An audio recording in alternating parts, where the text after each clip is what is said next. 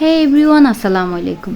আমার মনে হয় বর্তমান সময়ে আমরা সবাই কম বেশি চুল পড়ার সমস্যাটা ফেস করছি, আর আমিও তো এর ব্যতিক্রম না। সো আমি লাস্ট 1 মান্থ থেকে আমার চুলের জন্য বিভিন্ন রকম রেমেডি ট্রাই করছি, আর আমি ভাবলাম যে যেগুলাতে অনেক ভালো রেজাল্ট পাবো সেগুলো আমি শেয়ার করব। আর this is one of them.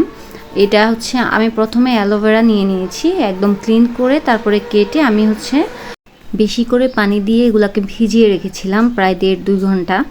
এটা করলে যেটা হবে, অ্যালোভেরার কষ্টটা চলে যাবে, আর অ্যালোভেরা তো ডিরেক্টলি ইউজ করা যায় না।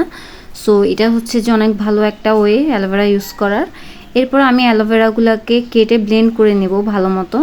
দেন আমি এখানে ফ্ল্যাক্সিড নিয়ে নিব, এই যেটাকে তিসির বীজ নামে সবাই চিনে। এটাকে সিদ্ধ করে নেব। এরপরে আমি এখানে ভাতের মাড় নিয়েছি, বিশুদ্ধ ভাতের মাড়। তারপর আমি এগুলো সবগুলোকে একসাথে মিক্স করে নিব। এই সবগুলো উপাদানই কিন্তু আমাদের ঘরে মোটামুটি থাকে, অ্যান্ড এগুলো যেহেতু সব ন্যাচারাল ইনগ্রিডিয়েন্ট, এখান থেকে একটা ভালো রেজাল্ট পেতে হলে সপ্তাহে 1 থেকে 2 বার ইউজ করতে হবে এটা।